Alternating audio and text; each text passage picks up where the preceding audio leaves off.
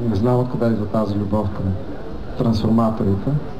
Подозирам, че е свързана с кебабчетата, но той ще обясни най-добре.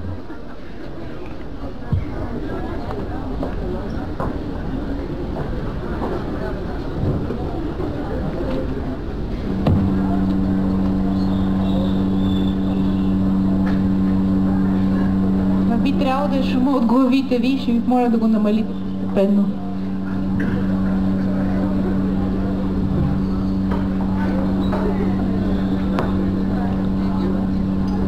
Намаляте ли?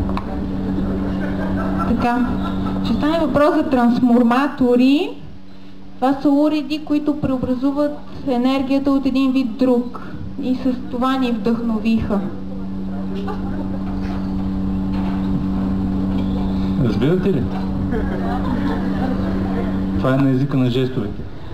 Това е картинка от междублоковото пространство в Дружба 2. Невзрачно, занемарено.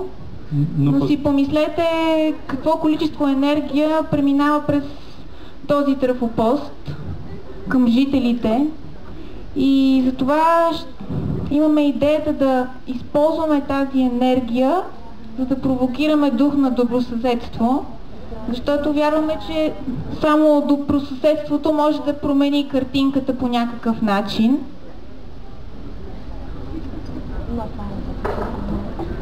Хората са щастливи. В основата на всичко, което ще видите, е провокацията. И трансформацията.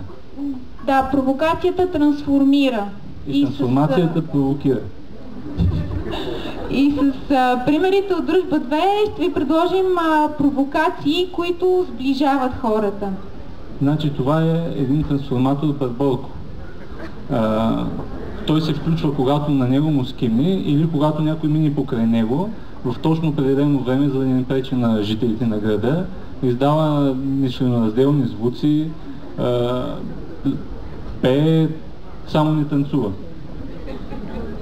Сега това е усилвателя, той е снабден с тон колони и вече заинтригува жителите на няколко блока. През него може да си изкажете каквото ви е на сърце и да споделите вдъхновение и мисли. Мразя някой политик или Роси, обичам те.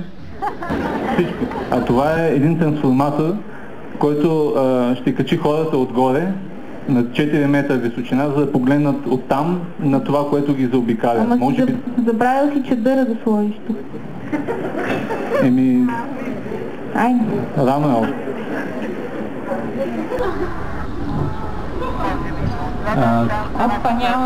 Няма звук. Нищо, представете си го на нас в стаите на трансформатора, събрали с съседите. Господите българин! И господите българин, и викат, и по един до друг. Това всичко се прожектира на стената на трафопоста. А на тази стена има нещо, което не е толкова красиво, но за сметка на това, на мястото пред нея, което е достатъчно, всички съселени там в квартала могат да се разчистят сметките на организирани борби и от залаганията може да сътворим някой друг трафопост като този.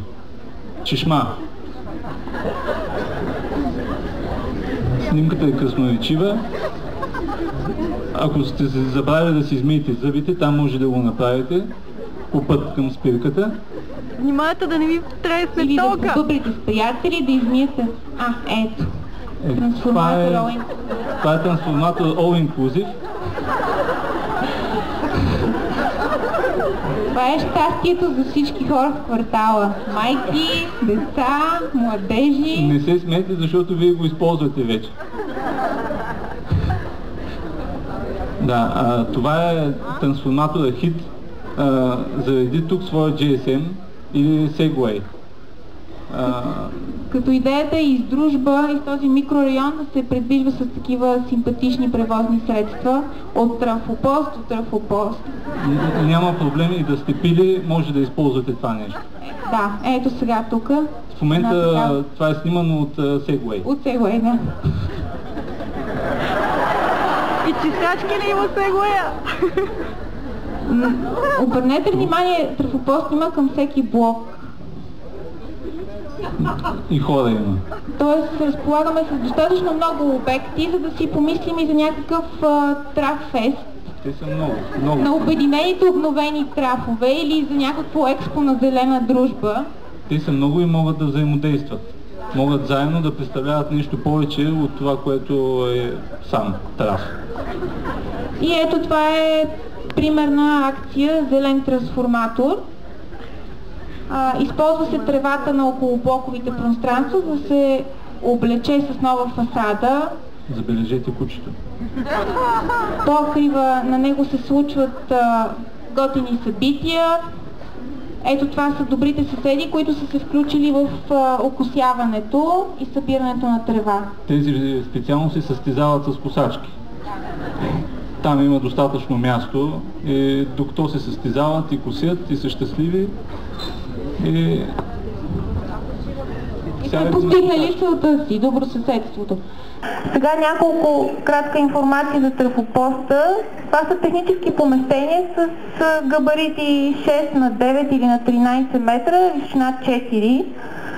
Някои от тях разполагат и с помещение, което би могло да се използва за магазин, инфопоинт. Дигнете ръцете. Дигнете ръцете бързо, имаме 20 секунди.